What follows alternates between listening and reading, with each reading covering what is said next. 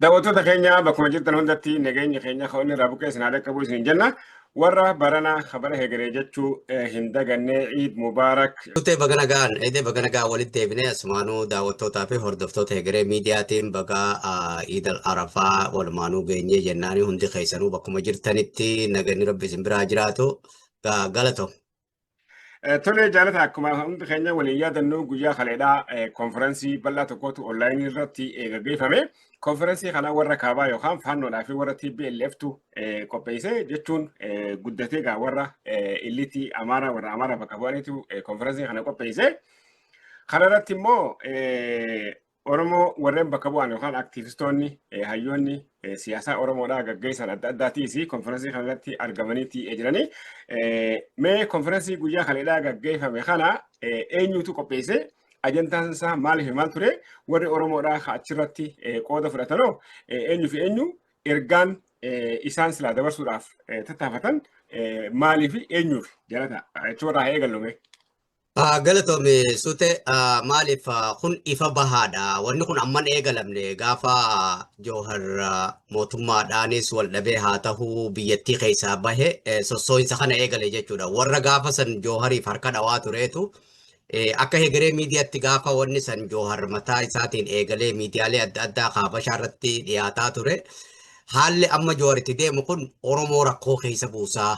Dhimmi kun dhimma jaarmee siyaasaa takkaa'u paartii siyaasaa mootummaa biyya bulchuutii miti. Dhimma Oromoo jiruu fi jireenya irratti aggaammatee haalli kun gaarii miti jennee dubbanne jechuudha. Ifatti gabbaanee hegeree miidiyaa keessatti ilaaluu danda'an amma. Isa santuu deemee guuza horatee halkanii guyyaa gaafa sirraa kaasee Jawhar irratti hojjetaa ture. Waan kana duula kana warri kaabaa mootummaa kana hawwii isaanii kabara dheeraa Itoophiyaa ol'aantummaa saba tokkoo tagartee warra kaabaa san deebisuudhaaf hawwii isaan qaban san karaan itti galmaan gahatan waan cuccufamee jiru. Oromoon kaleessa isaan beekanii fi ta'arraa waan adda taheef karaa Jawhar kanaan Jawhar Oromoo bira dhageettii qaba. Mootummaa TPLF akkasitti Oromoo dargaggoota Oromoo hiriirsee aangorraa kaasee isa taphichaa san qofa irratti xiyyeeffatanii warri Amaaraatii fi warri TPLFis gargaarsa Shaabiyaatiin wanni kun akka hundeeffamu taasifame jechuudha. Oromoo obbo Diyoo takkaa Oromoo keessatti argamtee hin beeyneetu haareetti dhalatu deema jechuudha. Uummanni Oromoo kana yoo ifatti bahee wanni kun qabeenya Oromiyaatii fi saba Oromoo dhabamsiisuu irratti waan hundaa'e diina Oromoodhaa uummata Oromoo hin barbaadan kana isaan if dura kaayaniiti. Akka isaan gartee mootummaa kanarratti akka gaafa duraan irra qabsaawanitti mootummaa kanarra qabsaawanii bakkaa kuchiisanii nuti bakka teenya deebi'uu qabnaadha. Gaafuma mootummaa kana yoo kuchiisanillee TPLF fi Amaarri walii galtee qaba. Gaafii jira jechuudha.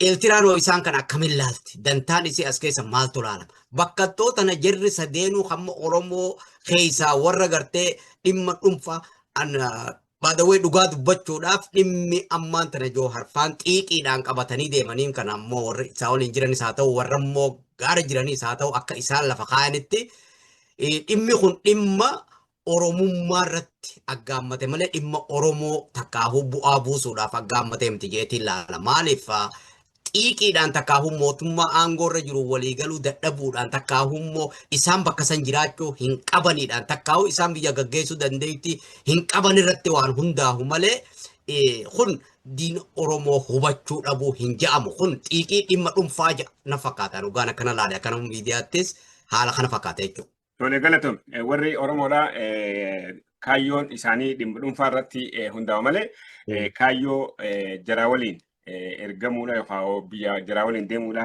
qabataniiti miti waan jiru kaaftee kaayyoon dhugaa kaayyoo sirriidhaati. Jaalata dhugatti waan jabaadha kaaftee dhaabni amma isaan kalee gabbahee uummata Itoophiyaa guutuudhaatti ergaa dabarse kuni abroonnatti jaama. Abroonnatti jechuun tokkummaa jechuudha. Inni nu kas jedhi. Waliin. Yoo waliin taane milkooyinaa jaay hiikkaan isaatu nu akkas jeetii bareesse lidatu ayyaaloodhaati. Saniifuu kun egaa Itoophiyaa takkitti yookaan Itoophiyaa andinnatti Mangistuu Hayilamaariyaam hoogganaa ture san deebisuu barbaaduu isaatii asitti argaa jirra.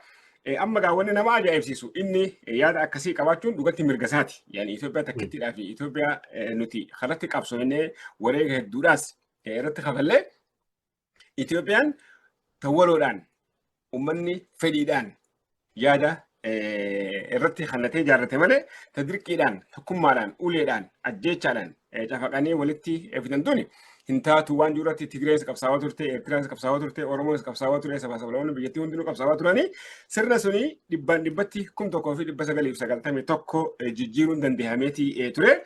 Boodarratti TPLF biyyaa dhuunfattu malee yaada sabaa sablamoonni haasan san namuu ifiin bulchuu waan jiru hojiitti hiiktee turte.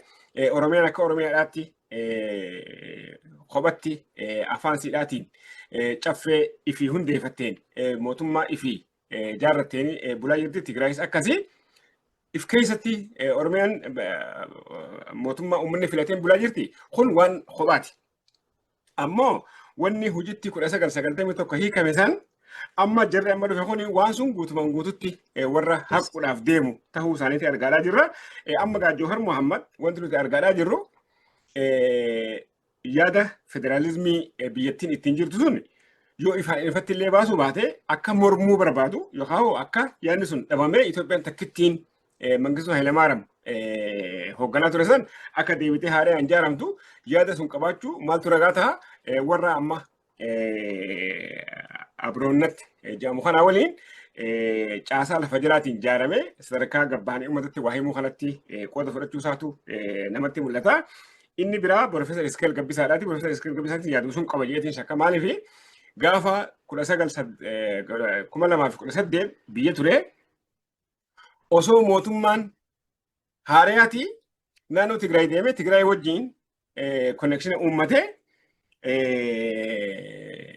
mootummaa irratti yookaan Oromoo bakka bu'ee Tigree waliin dhaabbatee nama hojjechuu barbaade. Iskeel Gabbisaadhaa Profeesar Iskeel jechuuni kuni ganamaanuu yaada isaa ibsate jechaadha. Inni kaan ammoo wanni nama hunda ajaa'ibsiisee dhukkubbii mataadhaan nuti ta'e tokko Dr. Xahaa Abdiiti. Fakkiif yoo gara Dr. Xahaa Abdii dhufne achitti argamuunsaa jara kalee 1960 irraa qabee irratti qabsaa'aa ture. Namni kun hojjetaa mootummaadhaa ture. Nama ol'aantummaan Amaaraa kan Oromoo irratti diriirfamee jiru kuni baduu qabaa jedhee nama hojii mootummaadhaa gallakkisee dhaaba warra Shaabiyaadhaa Eritiriyaa waliin tahee gara Suudaan deemee 70moota keessa warra nama imbaasii Suudaanii banee qabsoon Oromoodhaa akka hundeeffamtu 1976 nama godhe keessaa barreessaa tahee achirraa qabee hojjechaa ture. Sirni nama nyaataan yookaan Amaara dubbee godhate kan Oromoo bulchu suni akka diigamuuf nama irra qabsaa'uu bira kutee uummata illee ijaare. Uummanni hanga firraa kuffisanitti nama uummata kana sosoosee itti aansee TPLF 1991 irraa qabee hamma 2018 maasii akka olaantummaan Tigree cabxu nama godhe. Adda bilisummaa Oromoo keessatti olaantummaa miseensa shanee ta'uudhaan hojjechaa ture waan ta'eef. Gaafa fakkiidhaaf amma 1991 TPLF OBDO uumtu namni TPLF OBDO uumuu hin qabdu Oromoon dhaaba tokko malee hin qabu eenyunis adda bilisummaa Oromoo malee jedhee TPLF waliin negosheetu godhaa ture. Akka fakkeenyaatti Xahaa Abdii waan afaan isaatiin natti hime qaba. OBDO amma takka qabdan nuti ni beena jee namni 40 fi 50 gahanii kan akka nu kannaniif gaafannee garuu nu kannu didanii saniif asiyaas aforqee kan manguddoodhaatti yaammanne jee isaa fi leencolotaadhaati halkan guutuu wal moramaa bulleenii adda bilisummaa Oromoo sun humna hin qabdanii nuti OBDO nama 400 ol isin kan nu hin dandeenyu nyaachisuu hin dandeessanii jedhee nuti ni beena jee isaan nama 40 gahanii akkasitti nyaachisuu hin dandeessanii irraanfadhaa waan nyaataa nuti dandeessaa kaabaa'oon jara kana fudhatu. Isinummaan hayyamaa malee nyaata nu dandeessaa jee asiyaasa horqeellee bal'ama seenee boodarratti Mallas Zeenaawwiin didee nama sadarkaa sirriitti Oromoodhaaf tajaajila laachaa ture boodarratti Tigreenis qabsaa'ee akka Tigreen koftuu akka Amaareen kofuu biyyattiirraa amma danda'utti Oromoon akka ifiiniif bulchuu nama irratti hojjechaa ture. Amma immoo Amaara kalee irra qabsaa'aa ture san Tigree kalee irra qabsaa'aa ture san waliin tokkummaa Itoophiyaadhaa ta dur Oromoon irra qabsaa'ee Eritiriyaa irra qabsooyitee TPLF irra qabsooyitee seenaa godhan san deebisanii jaaruudhaaf nama hirmaate ta'uu isaatu dhugatti Dr. Taha Abdii dhukkubbii mataalaa nama hundatti ta'ee maaliif Jawahar Abiy Ahmed anaatu aangoodha fidee aangoodhaan itti fide sun amma Jawahar Mahmud guyyaa lamaan dura wanni Abiyyi fi inni walitti deddeeffatan nama ganda tokko bulchee hin beekne nama ana tokko bulchee hin beeknetu nama qeeqaa jee Abiyyi gaafa dubbatu atummaan biyya akka inni ilaale akkaan bulchuun beekne sitti agarsiisaa jee yaani amma Jawahar ifaan ifatti himate jecha. Sheexaana waliinuu tahee biyya san aangoo fudhachuudhaaf nama tattaafachaa jiru ta'uu Jawahar ifaan ifatti himatee immoo xahaan sanii miti. Xahaan akka dhaabattis gorsaa hayyiduree adda bilisummaa Oromoo ta'uudhaanii hojjechaa ture. Sadarkaa kanatti gabbu'ee warra amanaatii fi warra TPLF waliin michoomina uummatee akka isaan kalee himanitti marroon dhihaachuu waan hin dandeenyeef kunillee nan sobaan jira. Maaliif marroon asii bakka bu'aa qaba itti gaafatamaadhaa jira obbo jireenyaadha. Jireenyaan dhaquu dadhabeetti bakka ittiin zuumiidha. Taha Abdii erganii Taha Abdii siyaasaan ismu gubuudhaaf. Wanni kun waan qopheeffame inni akkamitti fudhateen ammoo dhugatti gaafii uume ammoo kaan akkuma atu jette xiiqiidhaatu Jawaharii fi iskil gabbisaadhaatis eegeessee Taha Abdii xiiqiillee akkasitti hin qabu inni uummata Oromoodhaatiif yaada. Ani yeroo hedduu waliin haasawitis ni jira Oromiyaan irraa akka Oromootti lafa jirti. Oromiyaan caffee qabdi. Pirezidantii ifii filachuullee baattu. Kanaan bulaalaa jirti. Sirni kuni sirni amma jiru kun fooyyeffamuu malee kun akka diigamu nama mormu Tahaan. Fakkeef marii biyyoolessaa kana yoo ifii irraa qooda fudhachuu baanne warra qooda irraa fudhan irratti dhiibbaa of fudha qabnaa sirni federaalizimii biyyattii keessatti deemaa jiru akka hin banne godhuu qabna jee nama yeroo hedduu haasawaa ture. Amma gamaan argaa jirra. Marii biyyoolessaa kan amma biyyattii keessatti deemaa jiru. Ka Abiyyi sadarkaa pirezidantiidhaatti muuduudhaaf deemu. Ka Itoophiyaa takkitti alaabaa takkitti afaan tokkicha. Kama akka ta'e sun rabbi beeka. Saniin hojjettu Itoophiyaa keessa heesi Abiyyi fi garee isaatis kanuma gaggeessaa jiran. Alaa heesi warri waan sun yaadu gaafa qaamonni akkanaa irratti hirmaatan. Yaani ergaan Abiyyi qabuu fi ergaan jirri kun qabu deemtee walumatti ani qarshii takka fuula lamaa sorumaan argaadhaa jira. Arigaa hangalaatti dhalee jaalata. Galatoome suuta yaada bal'aadha kaaftee maaliif kun ifa galaadha. Uummanni Oromoo yeroo ammaan tana keessatti maal akka isaaf tahuu fi uummanni Oromoo uummata eeysaa ka'ee eeysa akka jiru beeku yeroo ammaan tanaa kanatti. Siyaasaan kaleessa turtee fi ta'arra jirtu takkaa miti. Taboruu dhufuu teessullee takkaa miti jechuudha. Wanni ammaan tana deemaa jiru kun waan hin jalqaba irratti dhimma dhuunfaa agartee takkaahu anaaf bakka sanii maleeti. Malee dhimma agartee takkaahu uummata kana mobilaayiz gooneeti takkaahu uummanni kun miidhaa hamtuu jalaa sossoofnee kaafnee mootummaa garagalchina waan ja'amuu miti jechuudha. Wanni isaan fakkeenyaaf kaasan akka agartee doktoroota warra fayyaatii fi waan jireenya qaala'uu fi kana haala jiru kana keessatti kanatti fayyadamne mata dureen isaaniitu uummata sossoofneeti hiriira baafnee kaafnaan. Uummanni har'aan tana lafaa ka'ee hiriira bahee mootummaa kana garagalchu jiraaheedha. Amma gaa nama isa jibban dhugaa isaa hin jibbanii akkuma Oromoon jettu san addi bilisummaa Oromoo kaayoo ganamaa qabatee sossoo'u diina Oromoodhaa tolchee addaan beeka jechuudha. Tooftaafillee yoo yeroofillee waliigaltee ka uummatu ta'e akka dantaan Oromoo ta'e akka uummanni kun diina Oromoo ta'e hubateeti waliin deemaa as ga'e jechuudha goota 50 dabre kana. Siyaasaa kaleessa turte uummanni kun maqaaf adda bilisummaa Oromoo guddise jechuudha yeroo hunda dubbata jechuudha. Hubannoon inni siyaasaa adda bilisummaa Oromoo irraa qabus hin jirtu. Hubannoon inni barumsa isaa irraa qabus hin jirtu bakka aangoo gahuu qofaaf deema jee wanni inni kaaseef saniif jechuudha. Maaliif diinni Oromoodhaa kun har'aan tana akka isa kaleessaa sanittis yaaduu miti. Isa gartee moodernii ta'e bifa ammayyaatiin Oromoo dhabamsiisuudhaaf yaadu jechuudha.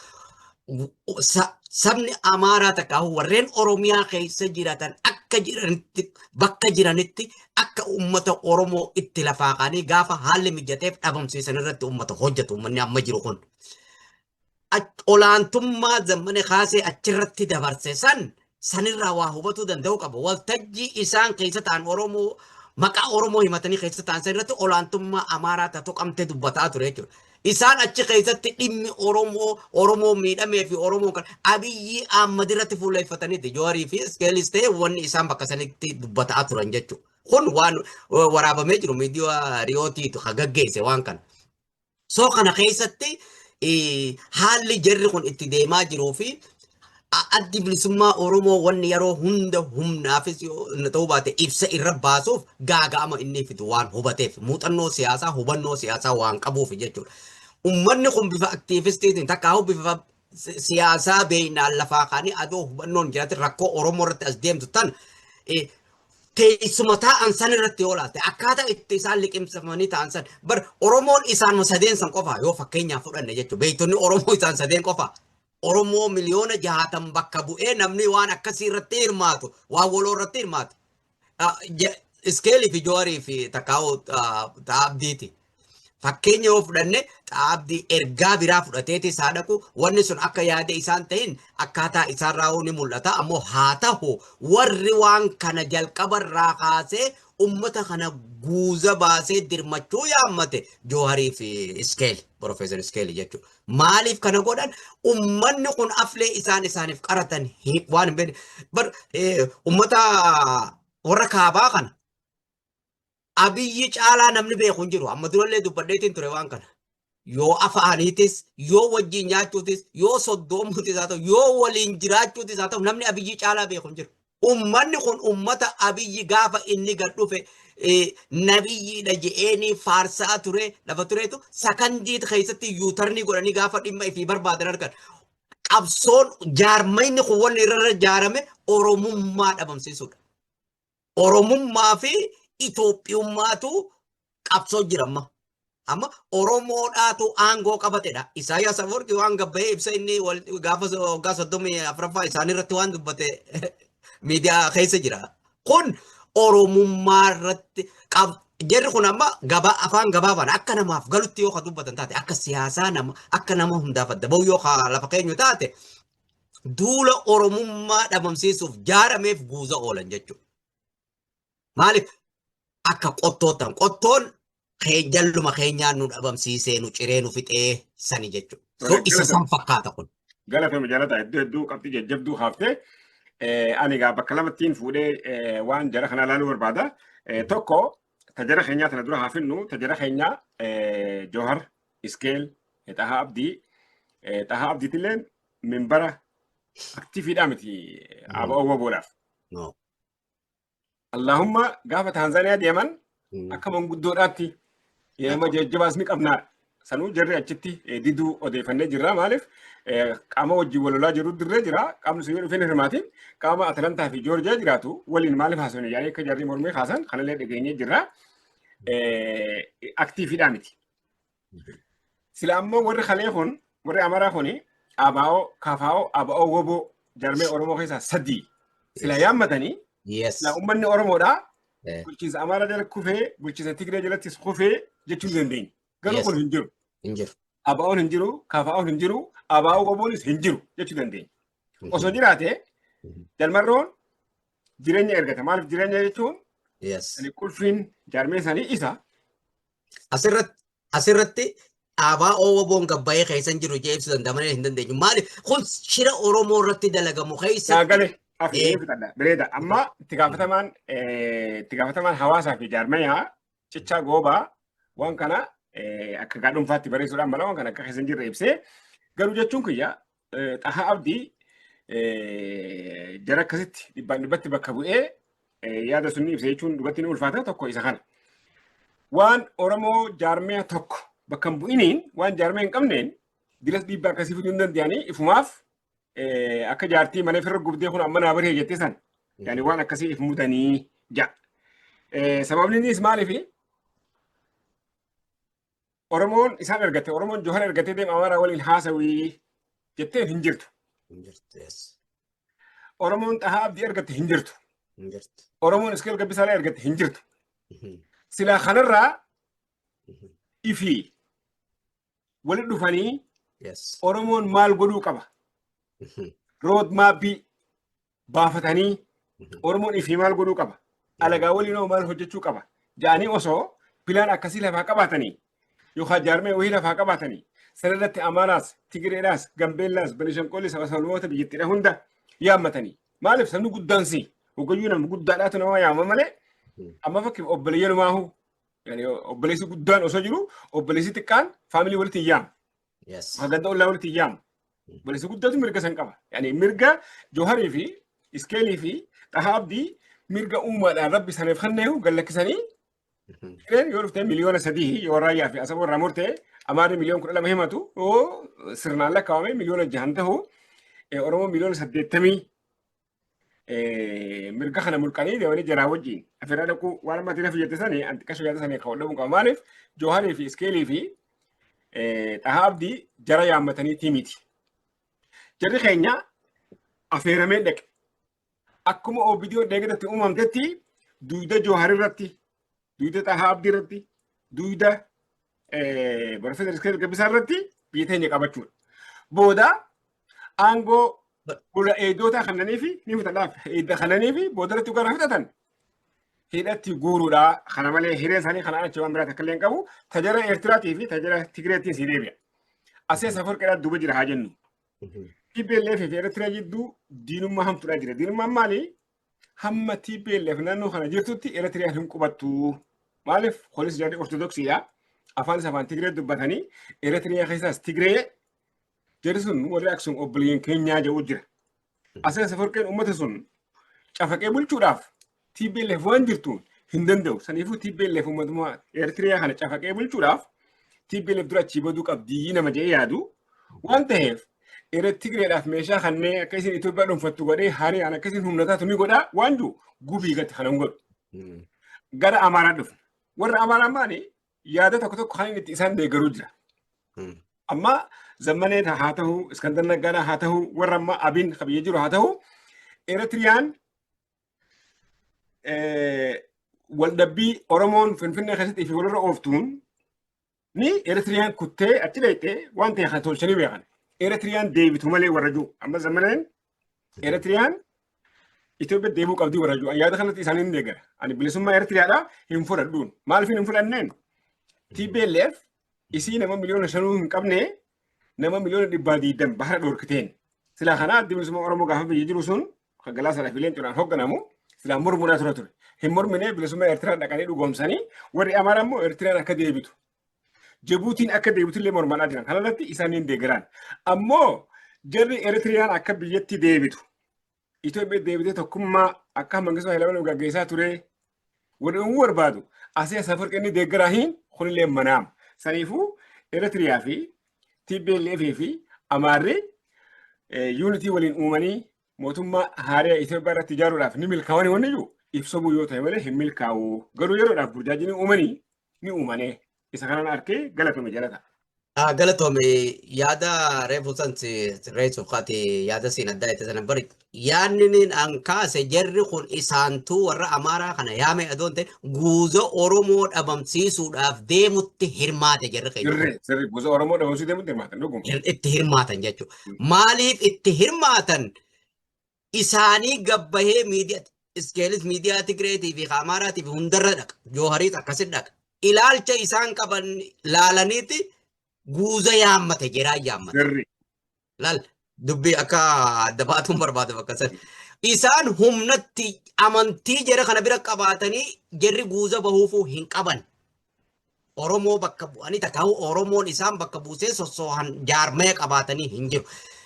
Wanta asirratti takaasuu qabnuutu jira fakkeenyaaf yoonii fi akkuma nama dhuunfaattuu amma Jawharii fi Iskeelis ta'anii mee Itoophiyaa fuudhiis amma maqaa Itoophiyaa dhawatanii deeman mee dhiis Itoophiyaa uummatuma Oromootiifu siyaasaa keessatti jaarmaynummaan siyaasaa akka Afrikattuu takka akkuma mee biyya sanittuu mootummaan kun bakka sanii ka'uu qabaa malee karoora mootummaa kana caalu isinii qabnaa uummataaf kana goonaa hojii kana uumnaa kana goonaa mee ajandummaan siyaasaa ka isaan gabbaasanii takkaa maxxansan miidiyaa dhuunfaa isaan irratti illee maxxansan takkaahuu gabbahanii akka ibsatti kannan jira karoora kana qabna kana irratti nu deeggaraa uummata keenya rakkoo mootummaan kun isinirraan fide kana nuti jijjiirama finna kana bal'ifna kara baafna bishaan baafna kana isinii goona daldala walaba goona maal kana isinirraa irra siyaasaa jechuun bifa kanaan deema. Siyaasaan jarri kun gaggeessan inni bakka sanii qabu barumsan qabu dandeettiin qabu anaaf bakka sanii malee qofa. Tun mee eessa nama geessiti siyaasaan akkana uummanni kan barbaadu jijjiirama mootummaan kun jijjiirama jedhee dhufee jijjiirame hin jijjiiramne. Bakka tana keessatti wanni uummanni barbaada. Uummanni jijjiirama bu'uuraa barbaada. Uummanni rakkoo nama dhuunfaadhaa hin qabu. Abiyyis ta'e, Jawaaris ta'e, Iskeelis ta'e, abbaa fedhe ta'e, abbaa kaafaa ta'e rakkoo nama dhuunfaati. Rakkoo sirnaati uummanni yeroo hunda kan himatu. Biyya san keessa kan jirus rakkoo sirnaati. Kan jijjiiramuu qabu. Irra guddaa yeroo takka takka hoggaa teessee isa kamtu uummata miidhaa jiraanu hanga addaan bahuun dadhabamu takka. Mootummaa aangoo irra jiru moo isa mootummaa mormuu moo isa kamii uummata rakkisaa jiraanu addaan bahuun hin danda'amne biyya san keessatti. Hundi isaa maqaa wal balleessuudha wanni deemaa jiru. Dorgommii maqaa wal balleessu, dorgommii abaluu dandeettiin qabu, abaluu barumsa qabu, anaaf barumsa qabu, anaaf bakka sanii malee qofaat deemu jira jechuudha. Inni kun ammoo oofee yoo walii galuu baatan. Yooniif ifi bakka takka bar dura namni mana ifii tolfatee bar mana baatu. Oromoon akka Oromootti kamiidiyaa kanarraa jechaa jirru mana isaanii tolfatuu dadhabanii Jawahar bar nama gaafa jaarmee Oromoo gaafa 2018 gaafa biyya galan walitti dhufanii tokkummaa uumna jedhanii tokkummaa san sossoosuu dhiisi. Jawahar akka nama ifiifuu biyya san gaggeessutti mootummaa biyyi mootummaa Jawahar hanga jaan takka waan sanuu walitti fiduu dadhabe waan walitti dhufan san.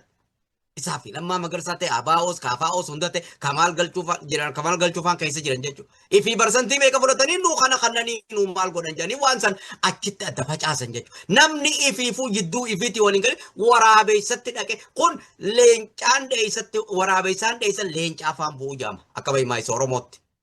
Maaliif namni rakkoo isa jidduu jirtuu hin furatin warra afaan tokko walitti dubbataniin huu waliin fixachuu dadhabe. Inni dheengadda du'aa kiyyaa biyya san keessaa baha jedhee dhaadatee maal jedhee onna jechuun cufte haa hafu jette. Inni deemee biyyarraa galee waan adda addaa godhe hafu. Kun namni rakkoo keessa ifii fixateeti alagatti achiba alagaa tokko ta'e itti dhaqa jechuudha. Adoo namni bakka sin buufate adoo jaarmee siyaasaa qabaattee takkaa'uu sirnaan beekame akka seera biyyattitti isaa ta'u akkuma fedhettu haa ta'u jaarmee siyaasaa akkuma lidatu ayyaalu dhaaba kaan keessaa ba'e kaan keessaa mataa isaatiin dhaabbata lidatu ayyaalu jechuun baadawwee asirratti Mangistuu Hayilamaariyaamii fi inni garaagarummaan qaban. Lidatu jechuun bakka bu'aa Mangistuu Hayilamaariyaam. Mangistuun kaan kabiyyarraa ba'e umriinis waan deemee jiru kun Mangistuu xiqqaa jee yaamuu hin danda'an akkanuma tokkotti ilaalcha isaa waan yeroo hedduu hordofu waan arguuf jechuudha. Inni kun ammoo Jawaharii fi Iskeelii fi Abdii guuza Oromoo dhabamsiisuu deemu qoraan fuudhanii dhaqanii gaaza fuudhanii dhaqanii irra naqanii qabsiisuu ma jaama gabaabatti Oromoon kana akkamiin laala. Kana kan Oromoon akkamiin laala achitti haa dhufnu bireeda. Yaada gaarii haafte jaalata hedduu galatoome. Waan miidiyaadhaa haafte miidiyaa jarri irratti wanta godhanii wanni waan kana gabaase jarri akkatti qophaa'ee jiru. Miidiyaa 23 qophaa'e waan kana gabaase. Miidiyaan jaraa 23. Yani waan si ajaa'ibu yani asirraa barnoota hedduu fudhachuu dandeenya. Namni kana achi guute suni yoo xiqqaatee nam 20 irraa ilaa nama 30 fakkiidhaaf haa jennu. Yani kan keessa jiruu fi cinaan taa'uu fi maal jiru warra wal dhungatu hunda yoo wal deebifte nama 20 irraa ilaa 30 gahan. Keenya nam sadiitu keessa jira. Yani immoo kun yoo barsantiidhaan lakkoofte yani pointi 0.000 sadii jedhama jecha. Yoo barsantiidhaan yoo lakkoofte. Jarri keenya kun karoora maal qabanii haju. Anama karoora Jawahar Mohammad. Nama karoorattis amanuu miti. Nama jaarmeettis amanuu miti. Never. Dura ati nama hoogganaa ta'uudhaaf, qiyaadaa ta'uudhaaf jaarmee qabaachuu qabdaa. Yani heeraa jaha waan nuti jennuu miti. Addunyaa guutuudhaa jaha. Tirampiin qabiyya sammuu haa ta'u kophaa isaatii miti. Jaarmee qaba. Jaarmee yaani bakka sammuu haa ta'u. Jawahar Mohammad amma akkuma ifii namatti dhugaa haasa'u kana nama haasawaa isaa addaan muruu leen fedhu. Ifumaaf haasawee fixee booda gaafii kun gaafattus haasa'ii nama jiru malee nama noogosheetitti nama amanuu miti. Iskeel Gabbisaa immoo innis wanni inni fedhu ministeera barnootaa ta'uudhaaf yaalii kanaan dura taasisee itti fashaluu isaatillee odeeffata ni qabna. Ammoo biyya teetii irratti uummata kan kee hoogganuudhaaf hawwuun dhugatti mirga. Ilmi namaa mirga rabbiin namaa kan tokko isa kana. Uummata kana hoogganeetiin waa godhaafi saniif beekumtii qabaachuudha. Ammoo karoora san uummata san hoogganuu yookaan uummata san bulchuudhaaf karoora qabdu sun galmaan gahuudhaaf jaarmee si barbaachisa. Iskeel Gabbisaan jaarmee qabaa? Hin qabu. Johaar Mohaammed jaarmee qabaa? Hin qabu. ABO'tti deemanii dabalamuudhaaf ABO wajjin waliigaltee ni qabu? Hin qabu. KFO waliin waliigaltee ni qabu? Hin qabu. ABO WBO wajjin waliigaltee ni qabu? Hin qabu. Namni jaarmee hin qabne alagaadhaaf meeshaa tahuu yaani harree fe'ina barbaadu ta ganda namaa dheettee ta'uun alatti waan takka illee wanni isaan fidan hin jiru.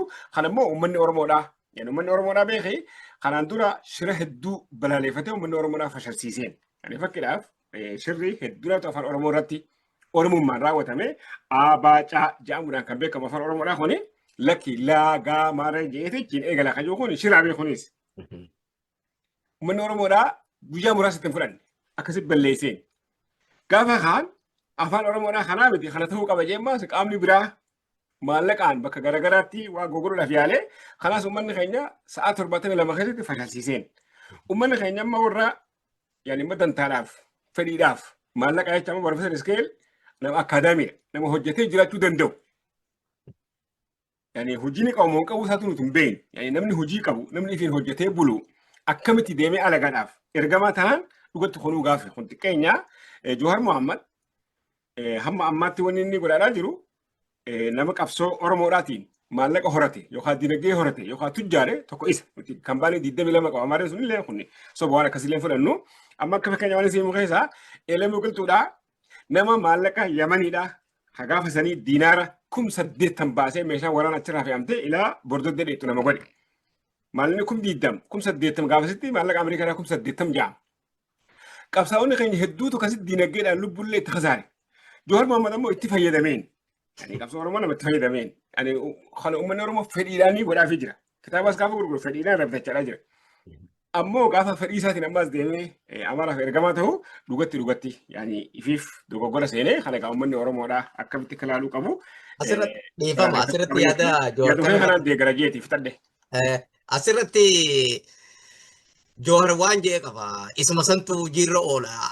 Maaliif namni gaafa amala qabu himate rakkoo qabu namni nama waan inni nyaatu feetu maal jette Oromoon moggaa maayimaayitu. Maal jee siyaasaa chirchaarottis ni beeynaa darzanattis jilmattis ni beeyna jee. Maaliif kun jecha isaati ani hin jenne. Kungaa bakka barbaannetti bakka nuu toletti gaafa daldalli hara inni deemutti oofna jechuu isaa ibse jechuu. So inni kun uummata Oromoo miliyoona 78 baadhatanii geessanii alagaa jala kuffisuudhaaf gabrummaa uummanni Oromoo deebi'ee keessaan baare namni seena hojjeta malee seenaan gurraachu seenaan balleessu jechuudha. Seenaa Oromoon waggoota qubaatamaan itti wareegamee kitilaan itti dhabame san har'a deebi'anii bifa laafaan alagaa jala amma fakkeenyaaf mee jarri warruma achirra waliin ta'an san nama jaarmee san gaggeessu filadhaa takkaahummoo nama Itoophiyaa harka keenya galchuu deemu tana gaggeessu filadhaa yoo jedhan sagalee yoo harka ol qaban iskeelii fi Jawaarii filama achirratti. Filaman. Teessumuma xiqqoo san irratti. Yoo filaman guyyaa suni booda wal geessan nafa caati. Fakkeenyaaf isin jenne laal wanni kun galma gahaa galman gahuu yoo barbaadde yoonii fi fakkeenyaaf isaan maqaadhaaf bakka san takkaahu akkamumatti akkachi dhaqaniitu nama ajaa'ibsiisa waan. Inumaa wahii gaggeessuu dhaqanii dhiise akkamitti akka fudhatanii dhaqaniitu gaafii jala gala jechuudha. Uummanni Oromoodhaa kana ifatti laal bakka rakkoon jirtuu fi bakka furmaanni jiruus uummata addaan baafatee beekuu danda'u. Fakkeenyaaf adda bilisummaa Oromoo fudhachuu qabdu. Waan Oromoo midhatu gaafa Tigireen deemtee akkasii Abiyyi Waldawan Finfinnee seenna jedhanii achi jala gaansan Finfinnee Oromootu mirgatti qaba malee isin seenuu hin qabdan jedhanii ibsa baasan. Yaada isaanii ibsatan. Namni gaafa yoo humnaan ka'ee waa godhuu hin dandeenye yoo yaada isaa gabbahee miidiyaa irratti ibsate akka addunyaan dhageessitu akka uummanni dhaga'utti ibsate kaayoo isaa qaba jechuudha. Uummanni Oromoo addi bilisummaa Oromoo bakka kanarratti kan galata qaba uummata Oromoo bira maaliif qabsoo tana jalqaba irraa kaasee dhiibaa asiin ga'e jechuudha uummata Oromoo bakka tanaan ga'e akka bu'aa waan uummata Oromoo gaaga'uuf kana dhibbatti adda beeka jechuudha. Rakkoo mootummaan kun qabu doo beekuu waliin karaa nagaatiin achi keessa teenyee furra jedhanii galan galma ga'eessan hin galle abdii muratanii hin muranne walumaan jiran ammallee achuun. Maaliif akka jira rakkoo keessaa keessumatti fixadhaa jechaanis turre nuti itti hirmaadha ammoo akka Jowaar kana keessaa fiiganii akka Iskeel kanatti alaa dhaabbatanii diinatti dhaqanii harka ol qabanii kan nuti waraanuma harka kan nabbeena. Ummata nagayaa hawaasa keessaa bahee ummata isaa fuudhee bakkaan bu'a jee harka kan seenaa waan haara'e jechuun obbo Diyoo haara'e waan inni jeef obbo Diyoon akkatti beekamtu waraana irra booji'amteeti dirqamaan yaada isaaniitti fe'anii bakka buufatanii dhiibaa dhufaniin obbo Diyoo beekamtu. Kun ammoo obbo Diyoo haara'e jee waan inni maqaa kana lafa kaa'eefan obbo Diyoo ifii deemtee dhimma mataa isiitiif diina Oromootti harka kannite jedhama jechuudha. So isa kanarratti uummanni Oromoodhaa dhibbatti tolchee addaan beekuu qaba jechuudha. Uummanni Oromoodhaa abbaa dhimmaati. Waan kanarratti abbaa dhimmaati jechuudha. Geemni kun isaanirra taphatu deema. Kubbaa siyaasaa kaaba keessa jiru Jawaarii fi Iskeel gad deebisuu deeman Oromiyaatti. Galatoom jaalata laalamba kana waan addi bilisummaa Oromoo jiru waan KFO'n jiru waan WBO'n jiru ani taphni kaabaa dhufee Oromiyaa irratti maaliif warra WBO'tiis hedduu warra quunnamtii waliin qabnu ni jiranii. Yani wani takka wani beekuu qabnu addi bilisummaa Oromoodhaa gaafa amma TPLF dhuftee Finfinnee qabachuuf akkasii ooltu suni addi bilisummaa Oromoo ibsa baasuun TPLF hedduu wajjin quunnamtee qaban hoogganaan isaanii.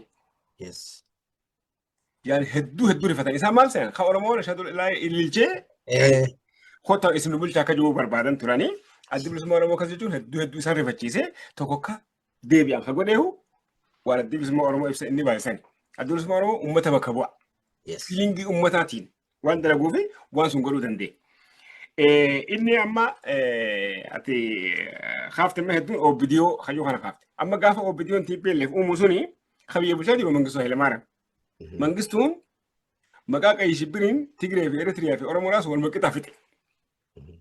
Hoggaa kana waraanni inni kaabatti ergu kuni ilmaan Oromoodhaa lola saddiidanii keessaa bahan adda bilisummaa Oromoodhaatti makamuu barbaadan. Garuu TPLF naannoo sanatti cimina waan qabduuf jara kana guurtee waraana godhattee ibdura buuftee fidde. Sirna dargiisan naannootti dhiisii biyya keessa dhiisii naannoo dhiisii sadarkaa addunyaattuu sirni keessa jibbamee waan jiruuf Yugoslaaviyaatti diigamsii waan dhufeef Sooviyeetitti diigamsii waan dhufeef Awurooppaan bahaa guututti waan diigamteef Afrikaa keessa jiru isa qofa waan ta'eef innis diigamuun dirqama. Harreedhaan taankii reebuun hiree taateeti malee TPLF irraa namni 15 namni 20 du'eetii miti waraana Finfinnee qabachuu keessatti. Saniif OBDO'n gaafa san uumamuun haala jiruutiitu isii uumee akka biyya teenya TPLF dhuunfattu warri halaal godheef isaan dura deemee dhufe kana. Garuu irraa fayyadamanii waan nama nuti haaduu hin qabne ol jennuus gad jennuus ashkara tahanii ergamanii daangaa eeganii Oromoo isaaniif kolaasaadhaa amma 30 keessatti Tigreen warra isa Oromoodhaatiin gaafa kophee dhaba yaatu aangoo san Tigree harkaa fudhachuu danda'an.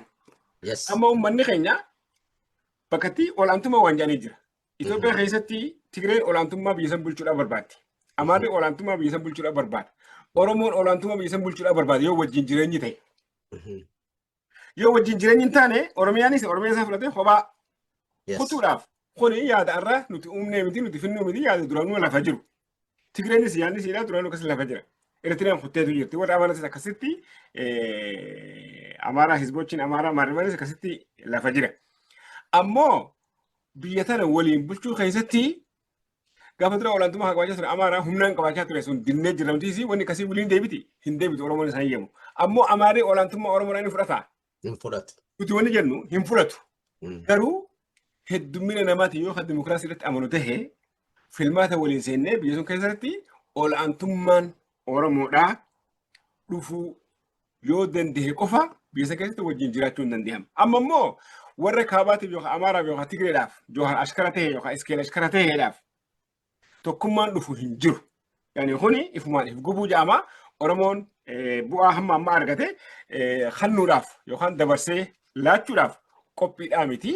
Saniifuu uummata Oromoo biratti if qaanyeessuun isaanii sirriidhaa miti jechuudhaan yaada kan eeguutu maree gara dhumaattis dhufnee jira yaada ja'a maayii. Asirratti yaada tokkoon kaasaa maaliif isa bira kutuun taane tokko jira. Oromiyaa baraaruudhaaf uummata Oromoo balaa as deemtu tana jalaahis tahe tanuma fuula duraatiif uummata hundaafuu baraaruudhaaf addi bilisummaa Oromoos ta'e KFOs ta'e mootummaa jiru walii galanii mootummaa coomsaa ta'e Oromiyaa ta'e fedhan ja'an haa ijaaranii Oromiyaa keessatti yoo isaan hidda hidhatanii uummata Oromoo keessatti hidda hidhatan qofa yoo keessa seenan qofa wannummaan ala taa'anii galma geessu hin jirtu jedha keenya. Ilaa ar'aan tana dubbachaa turre ammallee isuma sanii deemaa jira jechuudha. Wahuma takka ala teessee harka marattee ala teessee namni hulaa si jalaa banu hin jiru. Hulaa keessa seenii bal'ifadhu keessa taa'e. Yoo mootummaan akkuma obdiyoon akka reefu waan amma reefu ati qabsan irratti achuma keessa turanii jaarmanii obdiyoo ka gaafa san ture har'aan tana maqaa jijjiiratee tiipeen libsanii fi yaadik saruu maqaa jijjiiree irra biyya harkaa qabu kun keessa taa'aniiti bakka tana gahan. Hammaatanis tolanis gaafa biyya san seenan gaafa jirri san achii qabu muuxannoo waa gaggeessuu isaanii harkaa qaba.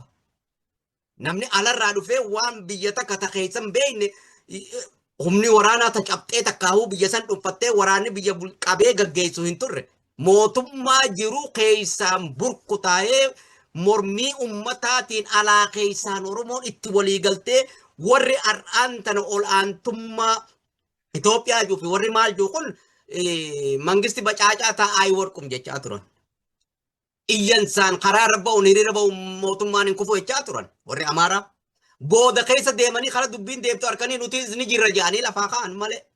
So isa kanarratti ummanni Oromoo ammallee mootummaa jiru waliinis walii galee Oromiyaa daangaatti dhuunfatee Itoophiyummaan jaamtutun eessa jedhanii dureef gaafatu qaba namni. Itoophiyaan inni kaabaa inni Eertiraa jiru inni Tigraay jiru inni Amaara jiru itti fiigutun handura Oromiyaa Finfinnee bar qabeenya Oromiyaa bar. Inni kun eessa Oromiyaa tana maaliif tattaa'anii ilaalan qabeenya isiitii fi uummata isii baraaruuf ifii dura walii galuu qaban walii galteen ta'a alagaan barbaachisumma. Alagaan jaalattee adoon tahin ifiif deemtee nu dhufti. Gaafa nuti ifiif tokkoomne jechuudha. Maaliif yeroo hunda deemnee alaga dhayin maaliif qe'ee namaa dhaabbanna yeroo hunda kana Oromooniif gaafatu qaba jechuudha. Rakkoonni jirti eeni jirti furmaata eenyuu fiduu danda'a Oromoo fiduu danda'a. Abbaan fedhe jaalatus jibbuus dhugaan jirtu tan. Oromoon alatti abbaan fedhe jaalatus dhugummaa mirgummaan Oromoo ummanni biraa deemee nuu dubbatee nuu fidu hin jiru. Nuutu saba biraatiif dubbata malee sabni biraa nu dubbatee mirgi nuu dhufu hin jiru. Kun soba if sobuudha.